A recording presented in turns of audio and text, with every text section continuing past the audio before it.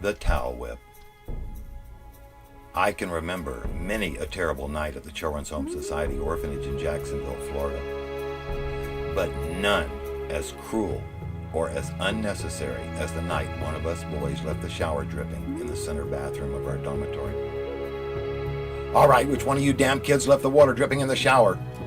asked the house parent. "Not me," yelled one boy. "Me neither, Pop Henderson," said another. "Get your damn little asses out here in the hallway right now," yelled Mr. Henderson. One at a time, the boys slowly appeared in the hallway. There were boys ranging from about 6 to 12 years of age. I remember there was total silence. A total silence fell over the entire group. Everyone just stood there shaking. I could hear nothing except 20 or 30 boys lightly breathing. I looked down the floor, and in the hallway I saw nothing except young boys with towels wrapped around them, some with water still dripping from their wet bodies. "Who left the damn water dripping in the shower?" yelled Pop Henderson. Not one boy dared say a word. "Put your hands over your heads," he instructed. One at a time, we boys let go of our towels and raised our arms above our heads. One of the boys snickered as several of the towels hit the floor. "Shut up, you little bastard," yelled Pop. Again, total silence fell over the large group. "Let the towels hit the floor now," said Mr. Henderson. One at a time, the towels hit the checkerboard floor of the hallway. "Backs against the wall," he demanded. There was a fast, short scurry, and then all was silent again as we pressed our wet backs against the wall. Mr. Henderson reached down, picked up one of the wet towels.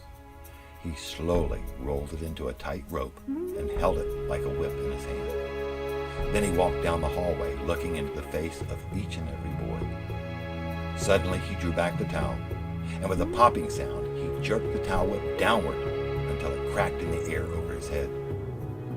He stopped in front of little Billy Smith, who was about 5 years old. He looked directly into his eyes. "You're the little bastard, aren't you?"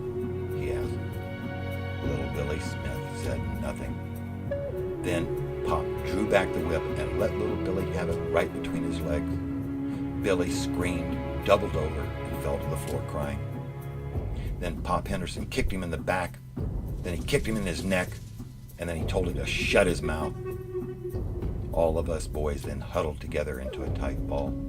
"Line up against the damn wall," he said again. Once again, we naked boys lined the hallway. "Let's stick out some wee-wees out here, and let's see if we can pop off a head or two," he stated. Shaking, we slowly reached down and held out our private parts. As he moved down the line, we covered ourselves with both our hands for fear that he would pop us with a towel whip. "I see we ain't got no real men here. Looks to me like a bunch of little worm-peaters," he belted out like a drill sergeant. "Down on your knees, walk like little doggies," he ordered. For a minute or two, we crawled on our hands and knees up and down the hallway. Our naked little bodies were starting to shiver from the cold.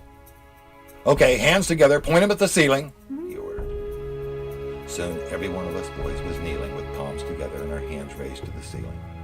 "Now let's pray to God for an hour or two to forgive us," said Pop. As the hour passed, and as our little arms grew tired and weary, they fell to the floor. Then there would be another cracking sound as another one of us boys got popped with a towel whip. I remember looking at the whelps, some bloody and some just black and blue. I will never forget what it was like to see 20 or 30 little naked bodies all being beaten and ordered around as if they were nothing more than animals. One of the boys was hit in the face with a towel whip and his lip had a scar on it for years. That very night, even though I was only 7 or 8 years old, what happened to us reminded me of pictures that I'd seen on television, where some bad old man overseas was beating people and then burning them up in ovens. I guess they never got to burn us kids because they didn't have any ovens big enough at the orphanage.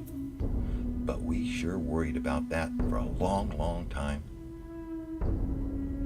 I'm told all the other boys always thought that nothing like that could happen in America. And we thought that because we knew that in America, somebody doing that would get into real bad trouble and stuff. We never did find out who didn't turn off the shower. This story was mentioned for years and years. Even when some of us got into our 30s and 40s and several of us into our 50s, we never forgot that night. I will never forget being treated like that. I will never forget what it felt like to be treated as if I was nothing other than maybe just a thing.